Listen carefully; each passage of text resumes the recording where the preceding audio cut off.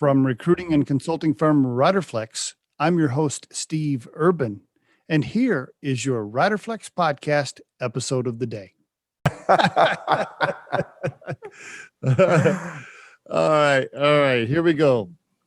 David Birzon on the Riderflex Podcast. How you doing, David? Good. Thanks for having me. Man, I think this is the first restaurant CEO that we've had on Snooze Eatery. So appreciate you being on the show. I was excited to prepare, and I've been to the restaurant in Boulder, Colorado a few times. In fact, I think I've been to Denver too.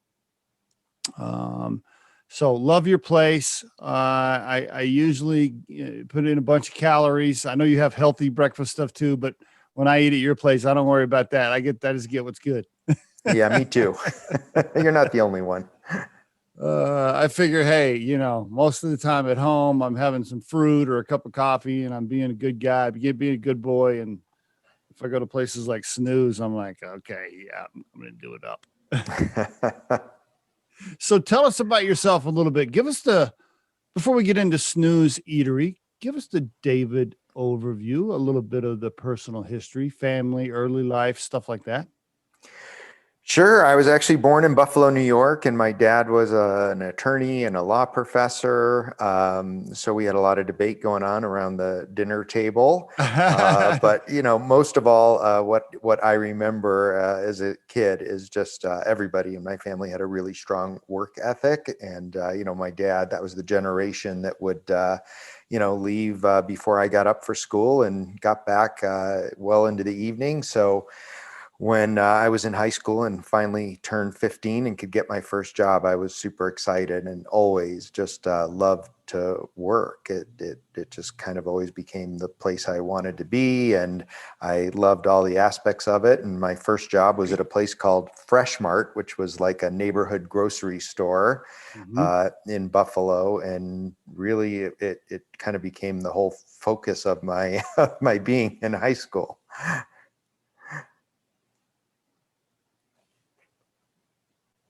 You just went mute. Well, sorry about that. Were you pushing out carts, or what were you doing? Sweeping floors, cleaning restrooms? Yeah, I started, actually, it's really funny. I started at my first, you always started there before you could even become a stock boy. This is in the old days when they used to actually have the meat rooms. They used to actually cut and grind the beef and all that in the grocery stores. Right. And, all the union guys wouldn't, part of their contract was they didn't have to clean up anything after themselves. So I would come in after school and I had to clean the meat room. It was really cold in there and it was nasty. There was, everything you can imagine all over the walls and the floors. And it's funny, probably one of the biggest lessons of my life came out of that meat room, because I had never had a job before and no one had really done a great job telling me how to do it. And after my first week, the manager pulled me aside and said, "You're doing a terrible job and we're thinking about letting you go." And I was like, "Oh my gosh, what do I need to do here?" And ever since that day, I always became the fastest, best guy that came in and cleaned the meat room. And that was my goal. And then I kind of took that approach to every job I had since. And then, I stayed there a couple of years. I was stock boy, and then head stock boy, and then cashier. And on my 18th birthday, I became the youngest assistant manager in the chain. How about that? Did you know what you wanted to do at that point? Or were you thinking, no, this is cool, I'm moving up, I'm about to go to college? Or did you have any aspirations at that particular point to be a CEO someday? Or Nope, I had no idea what I wanted to do. I knew I wanted to go to college, which I did. And I even knew kind of that I wanted to go to grad school someday, just because my dad was a professor and I had a lot of insight into education. But at that point, I had no idea. I thought I might be a doctor or a lawyer or who knows. So it was just really work for the sake of work's sake and having fun and making some money. Where'd you get your undergrad?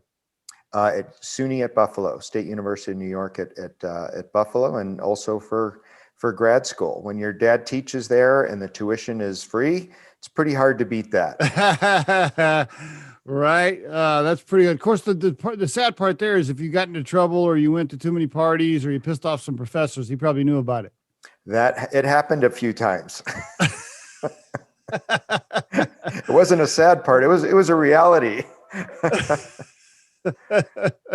Pretty good.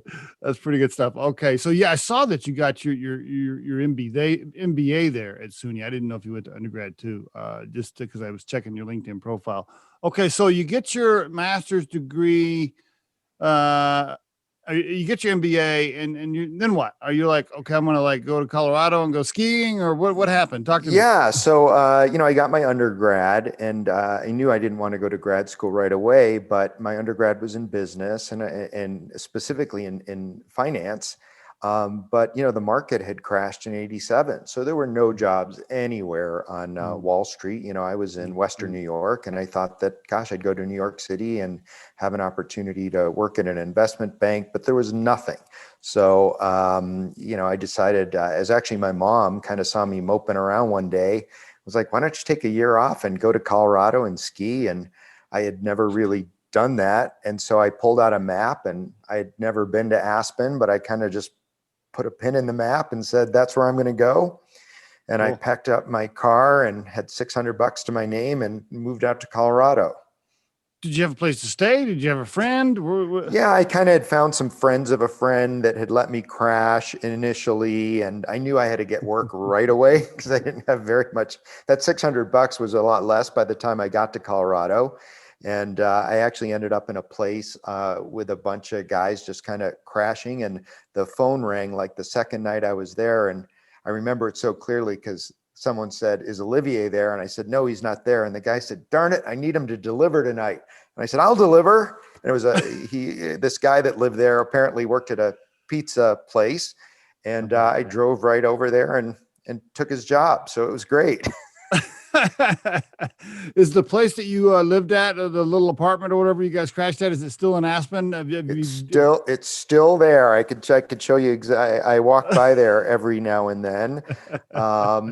And Pretty then cool. I did all kinds of things, did a lot of construction and painting, was just, taking a year off. But as it started to get cold, I knew I needed to get an indoor job. And one of the places I applied to was Paradise Bakery. Started, mixing dough in the basement and making ice cream and baking. And then I'd work the counter. And I really found that I enjoyed working with people, and that was probably a strength of mine.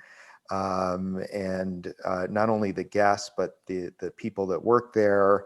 And I thought, gosh, this is a great business for my personality. And I think that's important for anybody. Is so many people look at different businesses that they want to be in, but do they stop and ask themselves that question, is this a good fit for me? If you're an introvert, having to work the floor in a restaurant is probably not a great job for you. So anyway, I started working there. I became good friends with the two founders of the company, and we would ski. And I stayed there a year, and I left, and I went back to grad school. And when during grad school, I started towards the end there, I started interviewing for real jobs.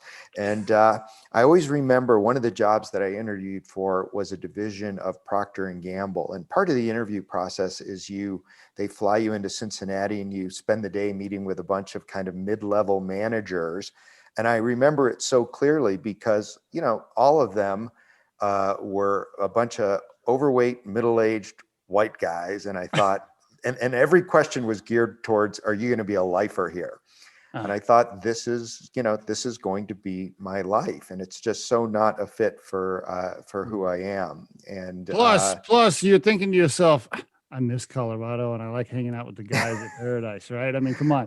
It was in the back of my mind, but it was tough because at the time those P&G jobs paid like 50 grand, which was more money than I ever could have imagined. And Paradise was offering me a job as an assistant manager at $23,000 to start. And I think when I told my folks that that's what I was going to do, they thought I was crazy. But you're right, it wasn't hard at that age to decide to go back and do that. But I really did it with the intent that if this is the industry I'm going to choose to be in, I'm going to do something with it. And I always tell people that, like people, it's funny. We have great employees at Snooze. And, they'll come to me and say, gosh, my job is to be in the record business. And sometimes I'll say, well, what are you doing here? Go work in the restaurant, go work in the record business, like Right. get some experience, no matter how menial it might seem to be at the time. It's a rare thing that you're going to start as an executive. So just get in the industry that you want to work. And, and that's how I kind of approached it. When you came back after grad school, you're now what are you? Assistant manager, Yep. district manager? You So probably had all of them. Nope. So I was an assistant manager, and I had a GM there that I'm still good friends with to this day. But after 6 months, we switched roles, and I was the GM and he was the assistant manager. And that was just a time. Well, I don't know that I still don't have that time in my life, but I was really hitting it hard, and I was a go-getter, and I wanted to make something out of myself, and I wanted to do something. So I think at some point he realized it was one of those, leader, get out of the way kind of things, and he chose to get out of the way. Great. So you moved your way up. You eventually became president of the company, right? I did, but there were a lot of years before that. And, if you were to ask, one of my mentors, Dan Patterson, he would have said, I thought I was ready day one to run the business. And, he was very thoughtful. And, the great thing is, I always tell people, find a mentor in whatever industry you're in. And I was lucky to have that. And I think he realized, gosh, maybe this kid does have the potential to do this someday. But in order to get him there, he's going to have to work every position in the company. And I was, an assistant manager and a GM, and then I oversaw several restaurants. Then I oversaw a large region, and then several states. And then I became a director of operations and a vice president of operations and the president of the company. And he just slowly but steady kept moving along until he realized it was time for him to step back and I could step in and run the whole thing. Congratulations on a great career there. Really impressive. Did you eventually grab some equity? Did you have some ownership before they sold to Panera, or how did that work? I had some ownership at a pretty young age because I was the GM of the Aspen restaurant, and my first year there we won Best Business of the Year out of like 300 businesses in nice. Aspen Snowmass area. And then when my partners, the guys that would soon become my partners, Danny and Mark, asked me to move to Texas, I said, well, I'll move, but I want to be an owner. And they said, well, you need to prove yourself and then we'll make you an owner. So show us what you can do over 1 year. So I worked really hard. And then after 1 year, true to their word, they showed up one day with a stock certificate and gave me a nice little piece of the business. And then and they said, this is the only free ride you're going to get so far. And everything else I had to buy my way into and kind of beg and borrow. I borrowed from family. I borrowed from friends. I borrowed from them in order to get equity in the subsequent restaurants that we opened. When you moved to Texas, you lived in Austin? I lived in Dallas, actually. In Dallas. Okay. I only wish I had lived in Austin at the time. Right. Yeah, exactly. Because Austin's pretty crowded and crazy now, but back then, yeah, really cool place to live. Still a cool place to live. But anyway, okay. So got some equity, bought some more equity along the way, moved up, great career. Were they telling you, hey, we're going to sell this someday? Was that the plan? Were you guys talking about that? We weren't really talking about it, but look, these are guys that I love. So here I am, they had families they had both moved from California to Aspen full time and were raising their families there or had raised their families there. And we actually weren't for sale, but Panera Bread approached us and offered to buy us. And, very respectfully, I give him a lot of credit. My partner, Danny, came to me and said, so what do you want to do? This is a great offer. And I will always remember this conversation. And I said, Dan, like, I finally have the job that I want. I'm running this thing. I'm 40 years old. Like, this is the deal that I want to do in 20 years when I'm 60. And he said, the only problem with that, Dave, is I'm going to be 80. So I said, okay, enough heard, let's sell it. Because, I love these guys and I owed a lot to them, and they taught me everything that I know about this business. So so we did it, and it was great because I spent the next 4 years working with Panera Bread, Mm, and I went from this small entrepreneurial, very mm, mm, entrepreneurial mm, perspective. And I always say mhm, that I learned as much as I did in the next 4 years working for a big public company as mm, I did in my previous 22. mm, So mm. as skeptical as I was, little did I know that it would really round out my career and give me the tools that I need to grow another business. No doubt about it. I mean, you grew a small company, you went through a transaction, so now you have some M&A experience, and now you have the experience working for a public company. Yeah, I mean, ultimately, that was wonderful experience for you. What kind of position did they give you at Panera? So I was president of the Paradise Bakery division. Okay, Paradise, they kind of acquired it, I see. and I see. then the agreement was that I would stay on and run it. Gotcha. And when my 4 years was up, I really did some soul searching because there's some benefits for working for a big giant company.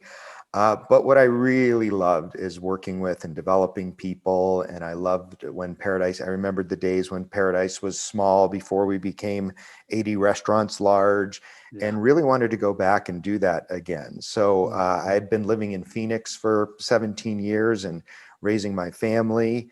And we decided to pack up our bags and move to Colorado and just take some time off. We had a home up in Carbondale, and we Okay. decided to just move there full time. And my kids were going into junior high and high school at the time, so it was perfect timing. And I took 18 months off and really spent that time traveling around the country looking for that next opportunity. Oh, so you were thinking about when you say traveling around, meaning you were going to take a position and maybe move again, or you were just doing interviews and visiting I, with I companies? was looking for a business to buy into, Okay. run, anything. I Okay. just knew that it had to be pretty special. And little did I know that I would end up finding it right in my own backyard in Denver. And I really was coming to the end of that 18-month period. And Headhunter in New York called me, and I had been working with her, and I had said, I'm getting pretty frustrated. I don't think I'm going to find something this way. I think I'm just going to go start my own deal. And she said, there's one more business that it's really cool. It's based in Denver. You got to go see it. It's got 6 restaurants. I think this could be what you've been looking for. And I drove down the very next day. It was a Saturday morning to Denver, and I went to all the snoozes.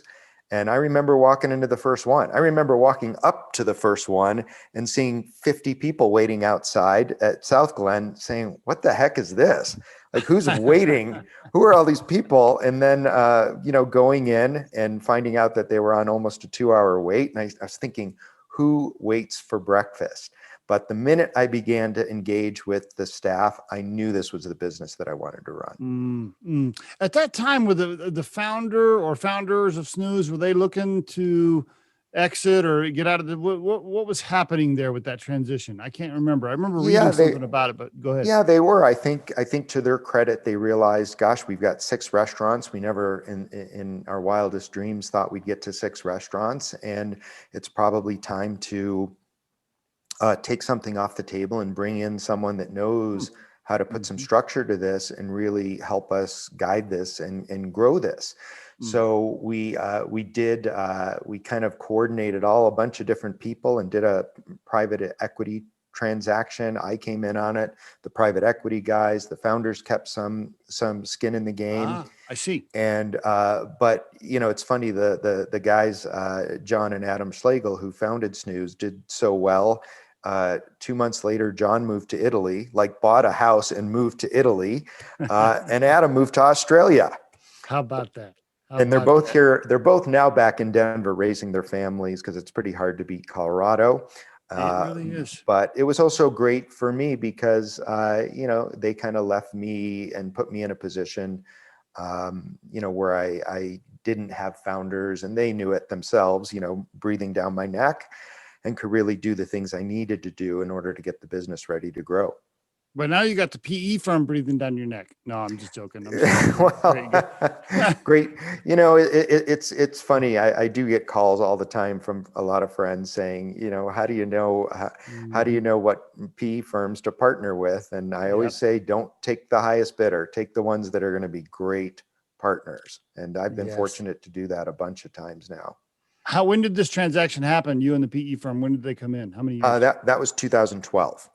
2012. I'm surprised they haven't flipped it already. Are they, Well, that we have. So we did another oh, transaction in okay. 2016.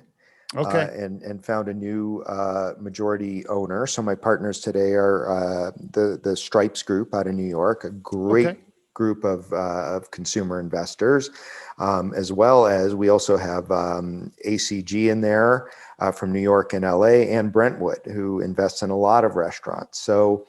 And we just had a board meeting yesterday, and it was the best ever. So they're a great group to grow a business with. More wonderful experience for your overall career now, dealing with more transactions, PE firms, all this stuff, which is a whole different animal. Wow, that's just, fantastic experience. Plus, it sounds like you've capitalized personally on a couple of things as you've invested and there's been these transactions. So congrats.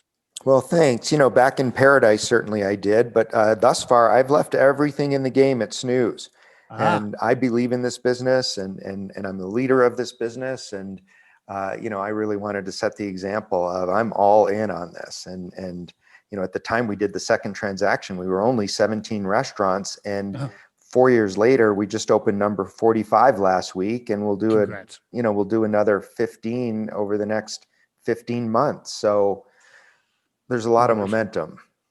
Give us the snooze overview real quick for the listeners of this particular episode that maybe they haven't eaten there or they don't know the restaurants. Sure. Snooze is a super fun, high energy leader in the better breakfast category. I actually believe we created the better breakfast category. That was my thought when I first saw Snooze was, I walked in and I thought, this was so clever. No one's done anything different with breakfast in this country in the last 30 years. There was Denny's and IHOP and Village Inn, and everything was just so ubiquitous. And Snooze really is unique. It's high energy. It's vibrant. We have a full bar, not just mimosas and Bloody Marys, but a full bar. And we let people be themselves, and I think that is the most unique thing about our business is the people that we hire and our teammates. And I've always thought it odd in my career that everywhere I've worked,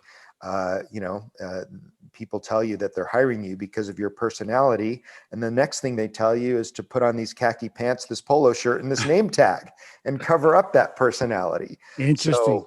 So John and Adam really hit on this formula of let people be themselves. So that means if you come into Snooze, yes, you might be served by someone with pink hair and a nose ring and some really cool tattoos, but we really call it a social contract. And in exchange for letting people dress the way they want to dress, they've got to give great hospitality, great service, and really create ravers out of our guests.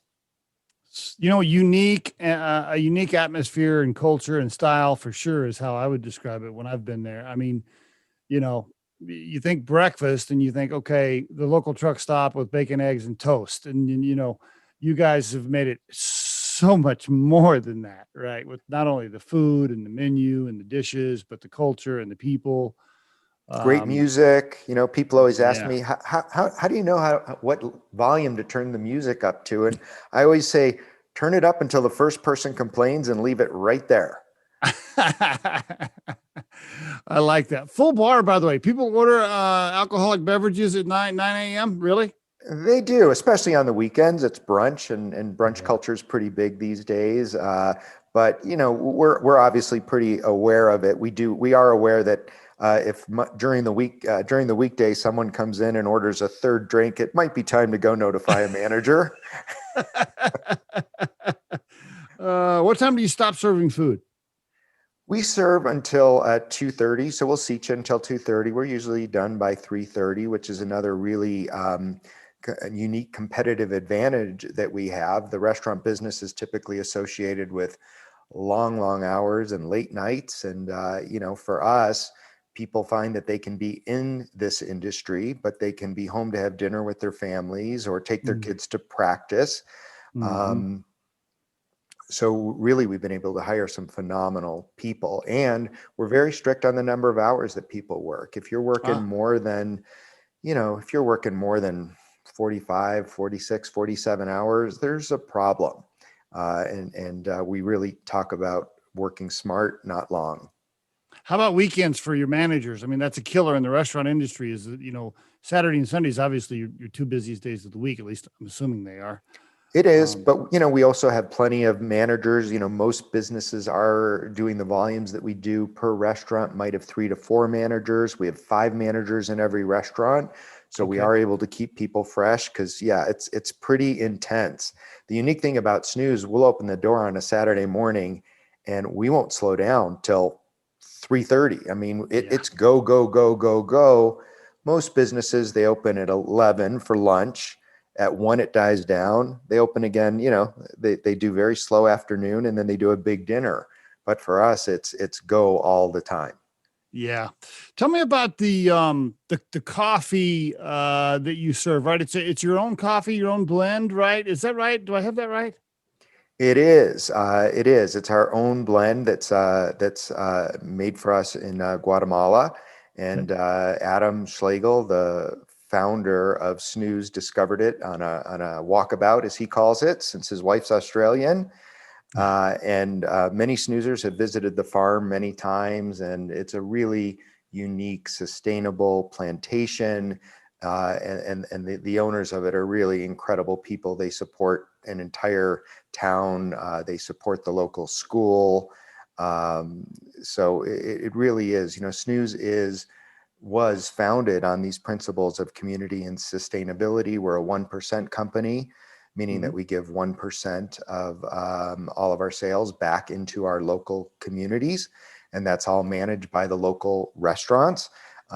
Typically, we have community partnerships. So every restaurant will have 3 to 4 community partnerships, and then they dictate how that 1% goes back. And we usually, when we open a new restaurant, we'll do fundraisers for these community partnerships as training days. And Mm-hmm. before we even open our doors, we find that we've given away $25,000. How about that? So the manager of the location in Boulder, Colorado can decide where to put that 1% based on that community's needs. Absolutely, and we actually have 2 positions in every restaurant that the manager uses to help them. One is called a community commander, and the other is called a green captain. The green captain being in charge of our sustainability endeavors. Okay. Interesting. Now, I'm going to ask you a touchy question here a little bit. What happens if the manager wants to put the 1% towards some sort of social environmental thing that the company overall doesn't support? What happens then? We have pretty good guidelines. I think, I always use this example. Everything in life has guardrails. And as long as Okay. people understand the guardrails, as a Mm, leader, you can let them okay. have all the autonomy they want. And the Gotcha. example I use is when you drive a car down the road, you're not holding the steering wheel in one position. You're constantly adjusting a little bit, but you're still well within your lane. So Mm-hmm. we try to give people as much autonomy as possible. But yes, there might be certain nonprofits that Yeah. that we think are politically sensitive. We live in a world, no matter what you do, you're potentially could tick off half the population. So we're pretty sensitive around that. But if it's related to green, um, we're usually pretty good with it. Should CEOs of companies or companies themselves, should they be taking sides on all these touchy topics that, like you said, could piss off half the population? I wonder about that because I'm like you, and I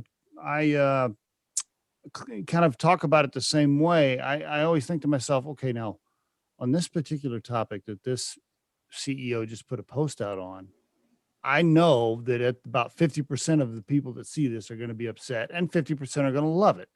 Is that dangerous for that CEO to do that? I don't know. That's a good question, right? What are your thoughts there?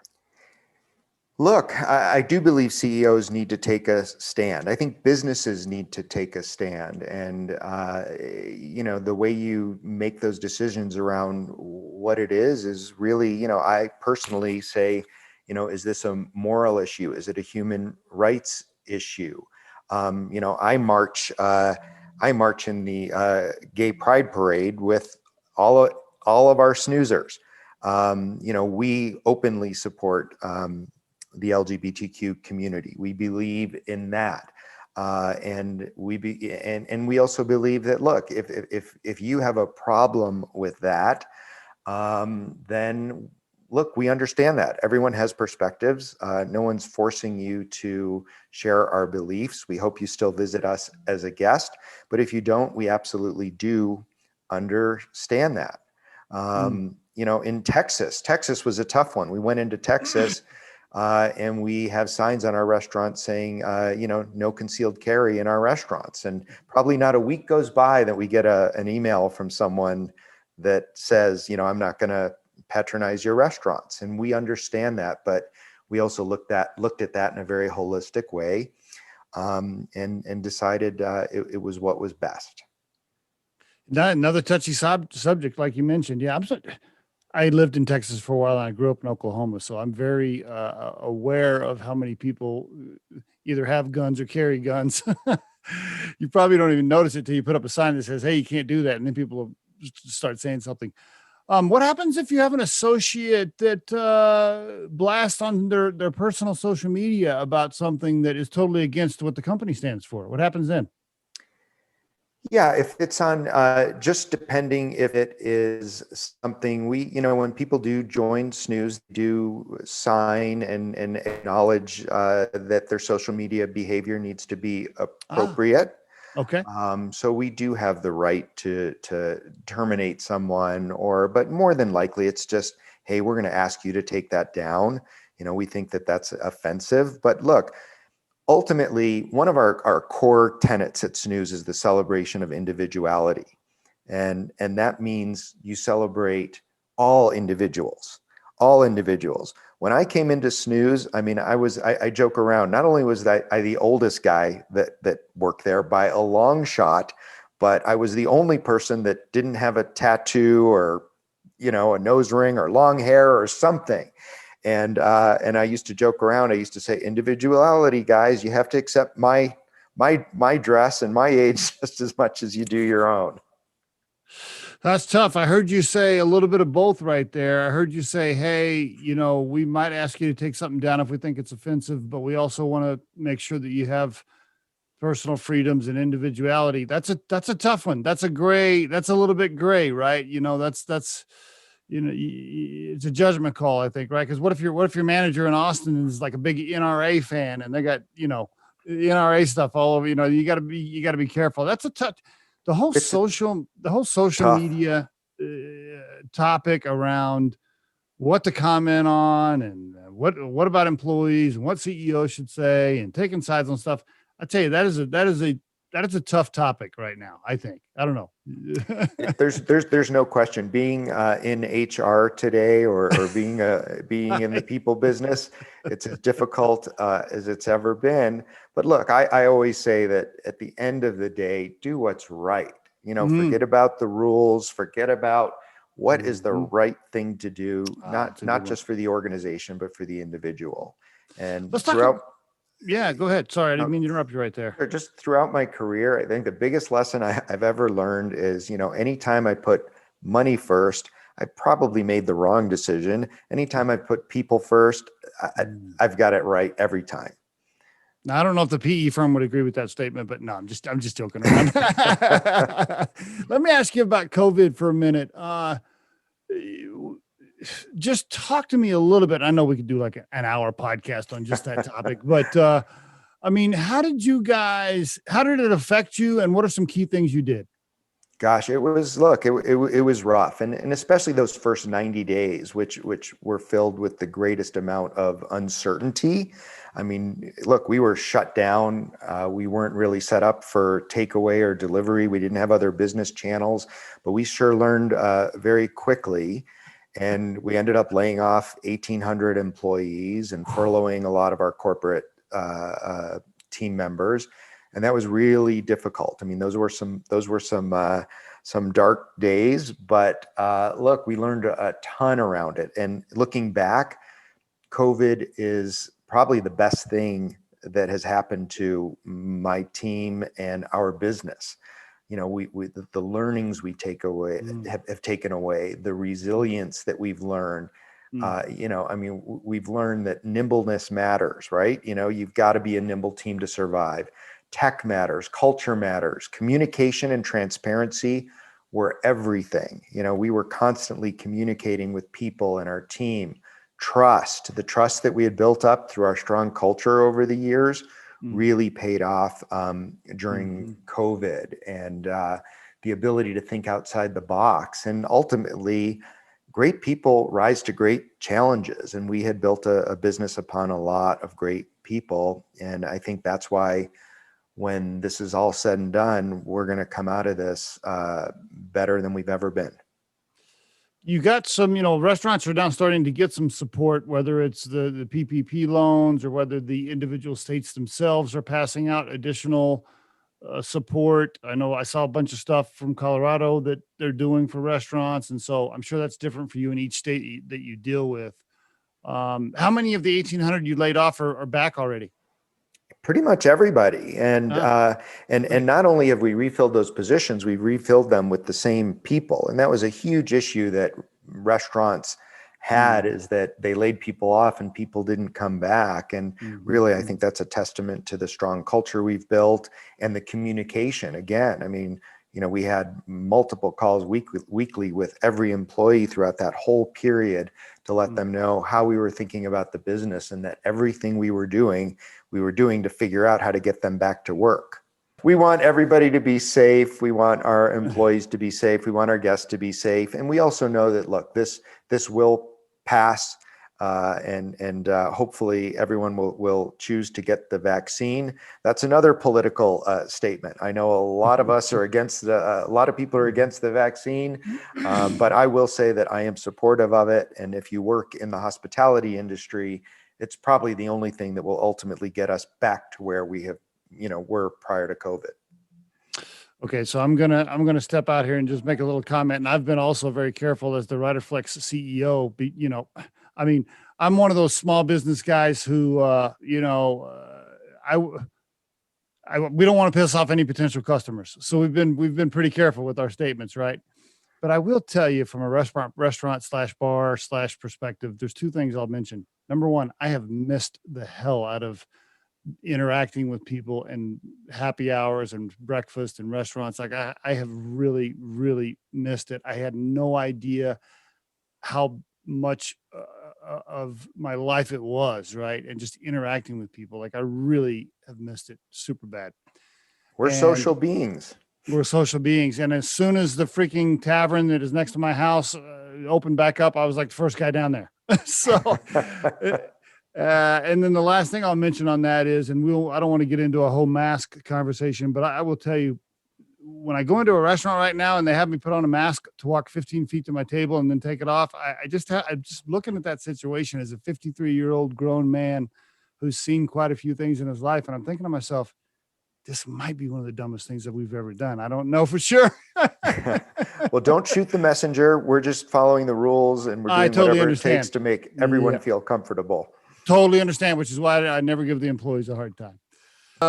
More great experience for you, my friend. I mean, having been through everything you had been through in your career to get to where you were at, and then now having a pandemic experience as a restaurant CEO. I mean, holy cow. After this, it's like, I can do anything. It doesn't matter. Nothing phases me, right? Yep. But you're not going to get me to say, oh, this will be by far the worst thing I've ever lived through, because I'm not, knock on wood, please. A high price to pay for some experience. Oh man, let me move into some wrap up questions, and I'm having to skip over a bunch of stuff I wanted to ask you. We're going to run out of time, but let me ask you. You mentioned work ethic that contributed to a big part of your success. What else? What other, maybe two other things would you say are the largest contributors to your success besides the work ethic? Yeah, two things. One was learn your craft. People want to be in an industry, they want to succeed in an industry. You really need to be interested in and fascinated about that industry and really spend the time learning your craft. If I were a young person and starting over at this time, get into the industry you want to be in, as I said earlier. And you don't need to be the CEO when you're 25. Go through the position, learn that industry. And then, the second piece is really leadership and communication skills. So many people I work with that kind of hit a wall because they've got great operational skills, great functional skills, but they didn't take the time to develop their leadership and communication skills. And if you really want to move up past a director level and get into a VP level or even a C level, it is all about communication and leadership and your ability to connect with and develop people. Absolutely. Couldn't agree more. You don't have to have the highest IQ in the room, but if you have great people skills, you're willing to take risks and be a leader, and you have strong work ethic, it can take you a long ways, my friend, right? Yeah, I couldn't agree more. If you could call your 21-year-old self coming out of SUNY and tell him anything, what would you tell him today? Same thing, right around those lines. Like, take it easy. The success will come, the money will come, but don't think you're going to get to it without doing the hard work. And also, take some time. Life's long. I hadn't really figured that out at that point, but life is long. I'm in my mid 50s and feel like I've got a ton left in the tank. And there's a lot of time to do everything and to play every bit as hard as you work. Last question for you. If you had to put your core purpose in life right now at this age, at this phase, if you had to put your core purpose into a sentence, like David's core purpose every day, and I asked you to let's leave your kids out of it, leave your immediate family out of it. So family aside, what is David's core purpose right now?